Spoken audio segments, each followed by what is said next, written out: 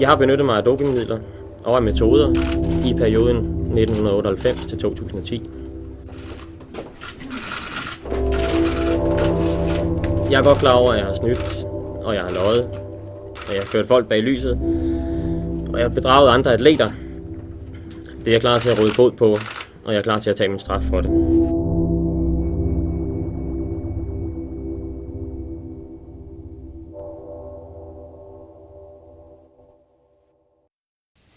God aften. Vi sidder i Christina Watches' hovedkvarter. Det var her, Michael Rasmussen tidligere i dag holdt pressemøde og fortalte det, som I lige har set. Michael, nu er der gået en del timer. Hvordan har du det? Jeg er glad, og jeg er enormt lettet. Og jeg er glad for den måde, at dagen har udviklet sig på indtil videre. Programmet i aften hedder jo Sandheden bag løgnen. Du har måttet lyve mange gange igennem din karriere. Prøv lige en gang at kigge med her. Har du nogensinde brugt doping? Nej, det har jeg absolut ikke. Og igen, så må jeg slå fast, at siden den 29. eller den 30. juni, og indtil det øjeblik, jeg blev smidt ud af Tour de France, der havde jeg 17 kontroller. Og det kan jo kun understøtte mine ord. Det er løgn, det her, ikke? Det er det afgjort. Er du blevet løgnens mester? Nej, det synes jeg ikke. Men jeg har været presset ud i nogle passive løgne utrolig mange gange i løbet af min cykelkarriere. Hvem har presset dig? Jeg blev presset af mig selv, fordi at jeg så inderligt gerne ville blive ved med at lave det, jeg gjorde. Efter du stod frem på pressemødet i dag sammen med Christina og Claus Hembo, så er der også kommet mange reaktioner også inde på dit cykelholds hjemmeside.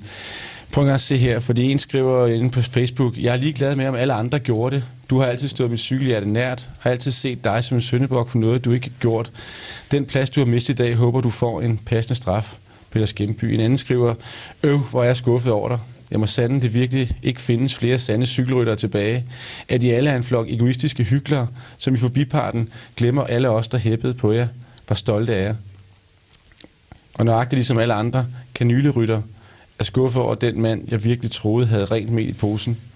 Når det er sagt, respekt for, at du står frem og indrømmer det.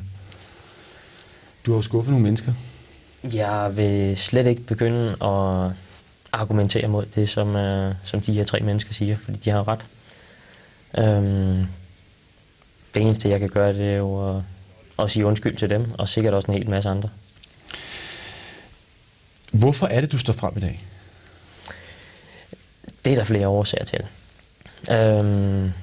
Altså for det første, fordi at jeg rent faktisk har haft det dårligt med det. Og fordi at jeg ikke har haft lyst til at en gang i fremtiden, når jeg får en karantæne, som jeg med høj sandsynlighed får, så har jeg ikke lyst til at skulle drive et cykelhold på den måde, som jeg selv har været en del af den professionelle cykelverden i rigtig mange år. Har du også følt dig presset til at komme frem nu? Altså hele bevægelsen i cykelverdenen går naturligvis i den her retning. Man må sige, når et KFA som Lance Armstrong stiller sig frem, så er det noget, der giver genlyd rigtig, rigtig mange steder i cykelverdenen. Og jeg tror på, at det er de ting, der skal til, hvis sporten skal ændres, og jeg håber selv, at jeg kan være med til at bidrage til det. Havde du reelt noget andet valg end at komme frem på et eller andet tidspunkt, hvis du stadig ville fortsætte i sporten? Det havde jeg, men så skulle jeg jo igen blive ved med at gå benægtelsens vej. Og det har jeg ikke haft lyst til. Du har jo holdt møder med forskellige antidopingmyndigheder i over en uge nu. Ja. Vil du fortælle alt? Til dem, ja. Ikke til jer i aften. Det er en del af den aftale, der er indgået med dem, for at de skal være i stand til at gennemføre deres mission i ro og mag. Og det vil ikke være rimeligt, hvis jeg begynder at nævne navne i offentligheden, uden at de folk har mulighed for at svare for sig. Så overfor antidopingmyndighederne, der vil du udlevere alle bagmænd, kolleger, læger, holdejere, alt? Min harddisk, den er fuldstændig tom lige i øjeblikket. Der er ikke mere på den. Jeg føler ikke, at jeg kan bidrage med mere. Hvad vil du så fortælle til mig? Altså, Jeg vil utrolig gerne fortælle både dig og hele den danske befolkning, og i virkeligheden alle dem, der har fulgt mig igennem mange år,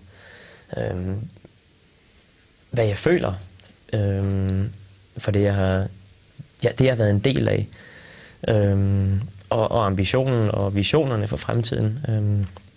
For der er utrolig meget andet til denne her historie, synes jeg, end blot det at stikke nålen i armen. Men kan jeg spørge dig til, hvordan det er foregået? Det vil du have svært ved, for det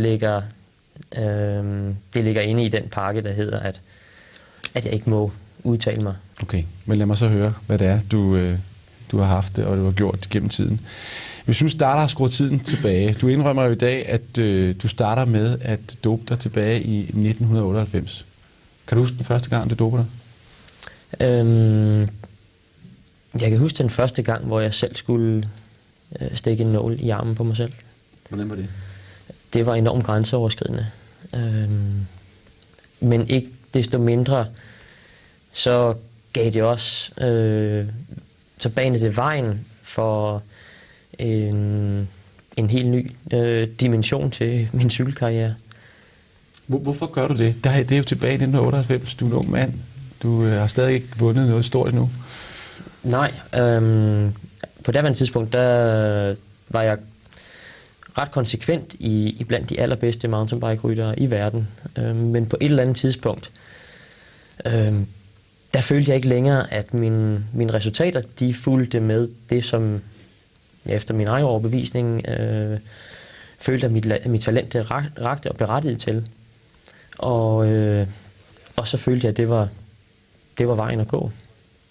Det betyder ikke, at jeg ikke vidste, at det var forkert, men lige præcis på det tidspunkt, der føltes, eller der var det løsningen på min situation, synes jeg. Du bliver verdensmester i mountainbike i 1999. Du er dopet. Hvad tager du der? Der tager jeg EPO. Og jeg tager væksthormon. Så fortsætter du. Du kommer til Bjarne Riis. Du bliver lærling hos ham i 2001. Du får en fast kontrakt på holdet i 2002. Fortsætter dit dopingforbrug bare der? Det fortsætter jo helt ind til 2010. Følte du på det tidspunkt, at du havde nogen plads i toppen af international cykelsport, hvis ikke du gjorde det? Jeg havde... det var min egen fornemmelse, det var, at det var det, der skulle til, og det var blevet en del af min hverdag på det tidspunkt. Så det var ikke noget, jeg egentlig havde sådan store moralske skrubler over. Inderst inde var jeg godt klar over, at det var galt, og det var ikke fordi, at jeg synes, at det var sjovt at sidde og stikke mig selv med nåle. Det er absolut ikke nogen lystfølelse, at der kom op i mig. Det var mere sådan en følelse af, at det var en nødvendighed. Står du alene med det? På det tidspunkt, ja? Ja, altså med mit eget forbrug står jeg alene med. Men ved dit hold godt, hvad du har gang i? Det kan jeg ikke sige noget om. Så du kan heller ikke fortælle mig, om Bjarne Riis vidste det? Nej, det kan jeg ikke sige noget om. Den slags informationer har jeg afgivet. Du skifter jo så til Rabobank i 2003. Du går efter at vinde den prikkede bjergetrøje. Og du gør det også i 2005. Er du endnu mere dopet på det her tidspunkt, hvis man kan være det?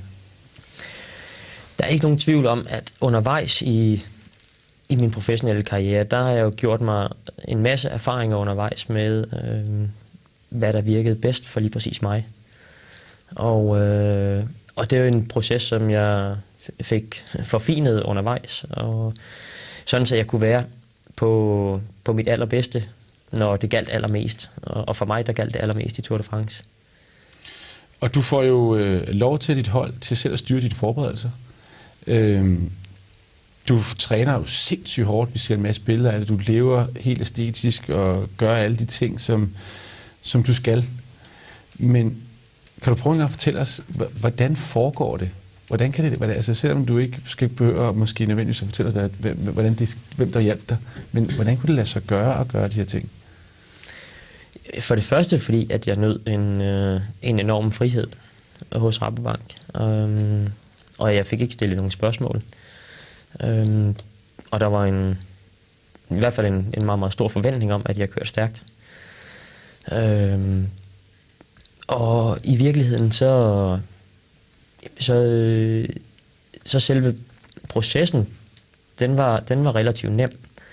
Men ikke desto mindre, så medførte den et ret stort stress, både på mig og på min familie i de perioder. Fordi din kone ved godt alt om det her? Min kone, hun ved godt.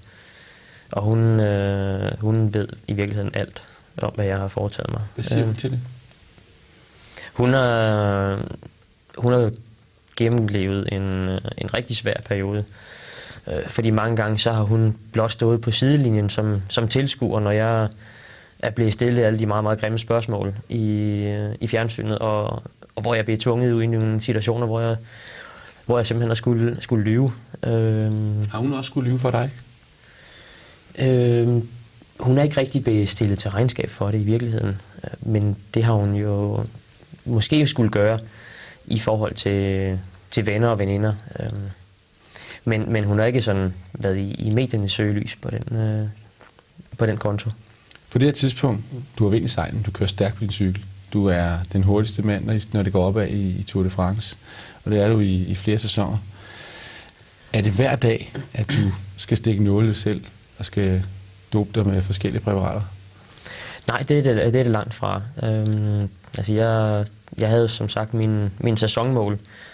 Og lige præcis der ville jeg sørge for at have gjort, hvad jeg følte var nødvendigt, og for at præstere maksimalt. Og det gjorde så også, at på andre tidspunkter af året, der kørte jeg rundt nede midt i feltet.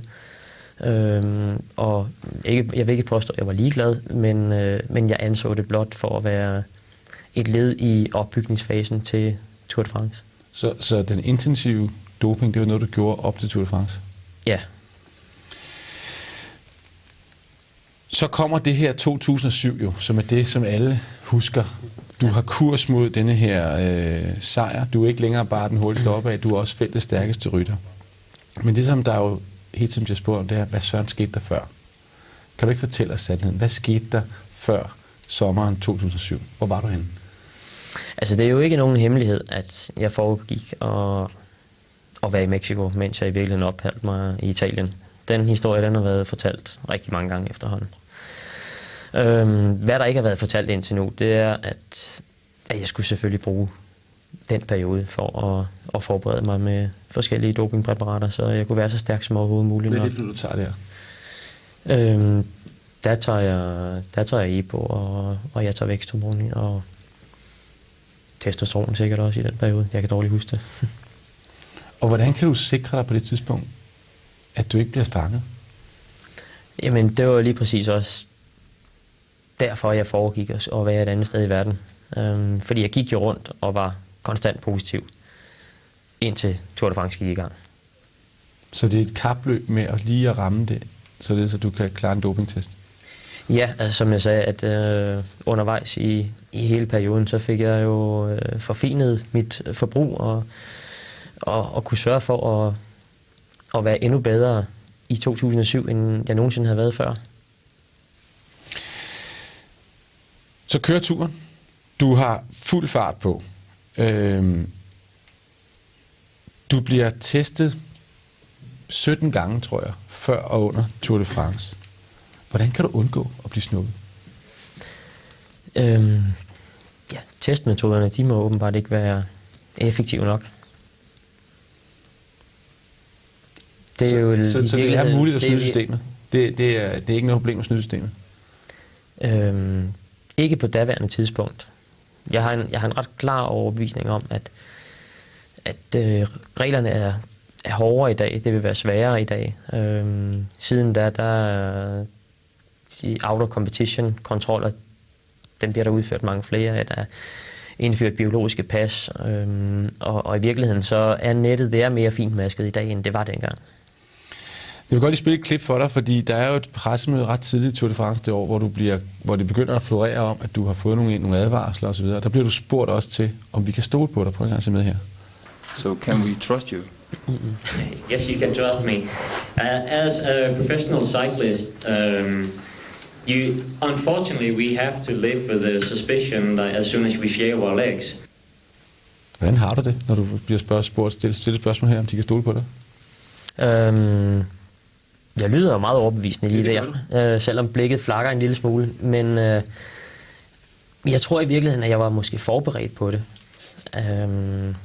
Altså jeg havde jo set igennem tiden, hvordan at Lance Armstrong han var blev behandlet, når han fik den gule trøje over og kom i krydsild hver eneste gang, at han skulle holde pressekonference.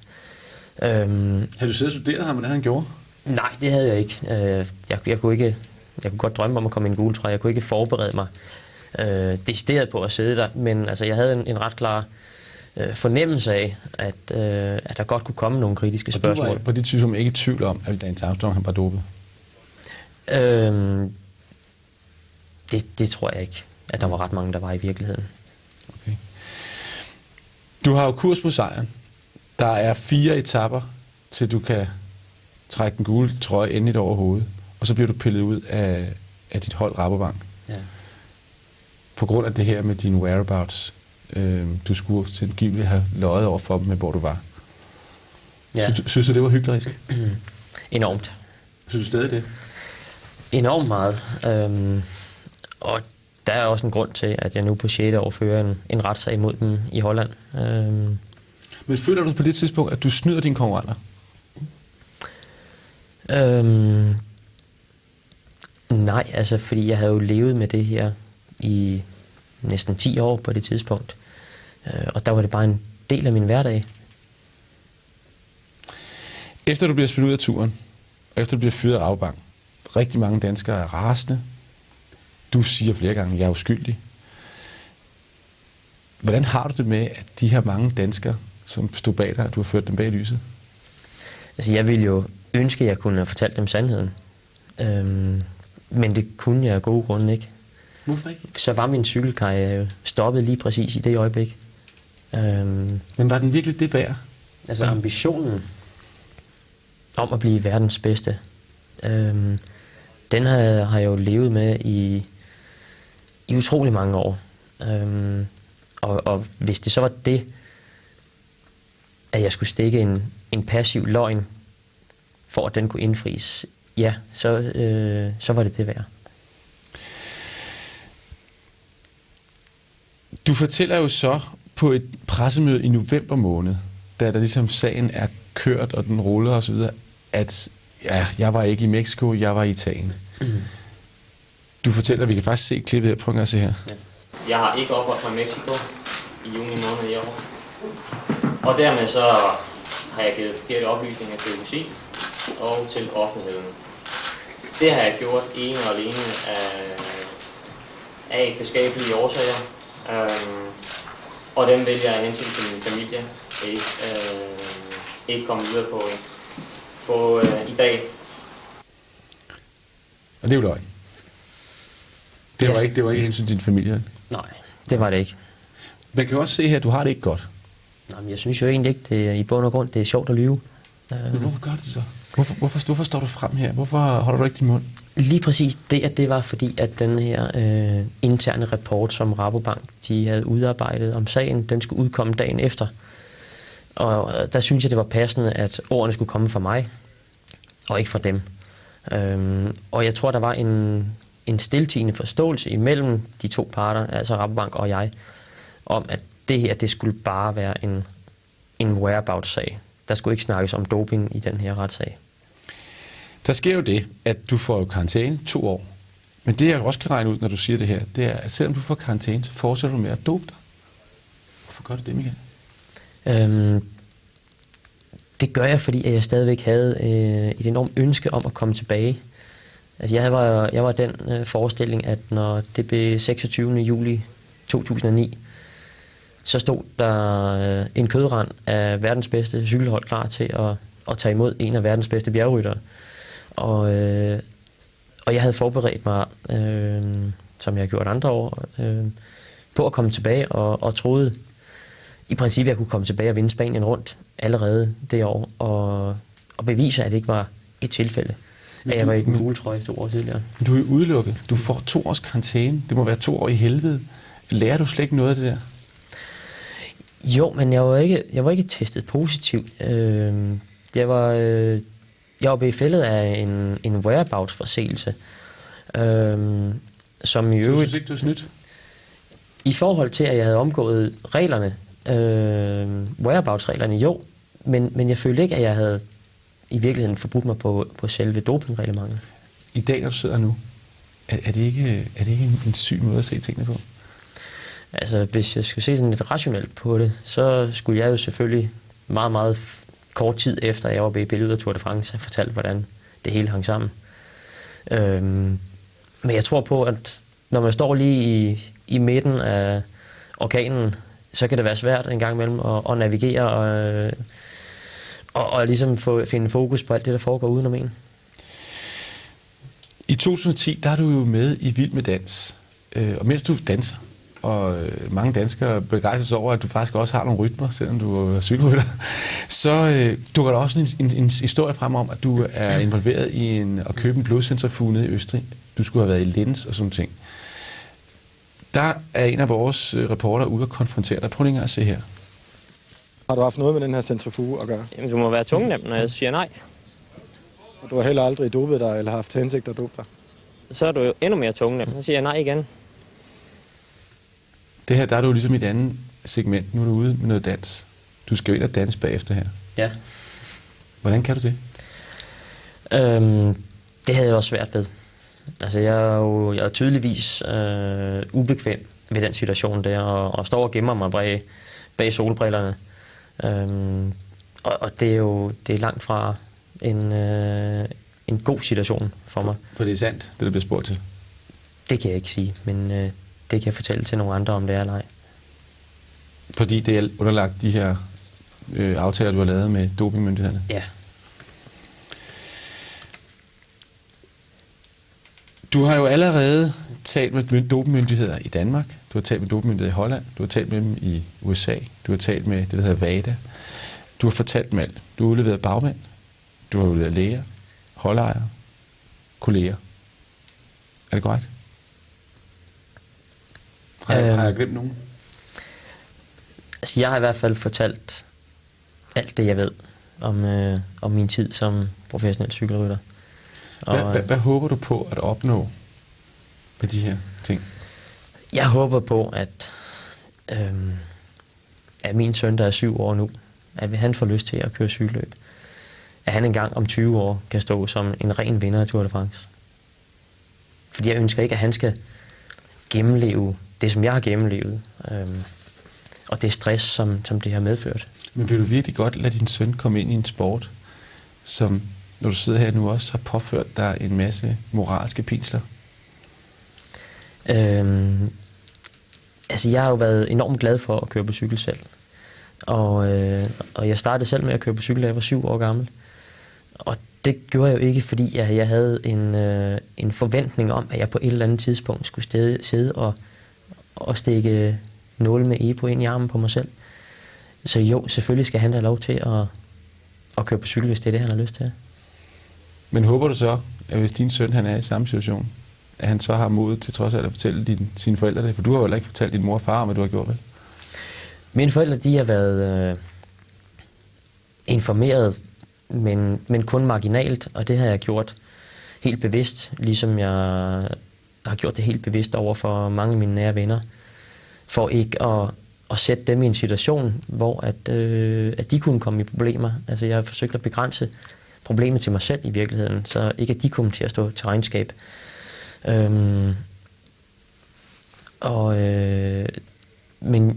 Men jo, jeg håber, at han vil spørge sin far til råds.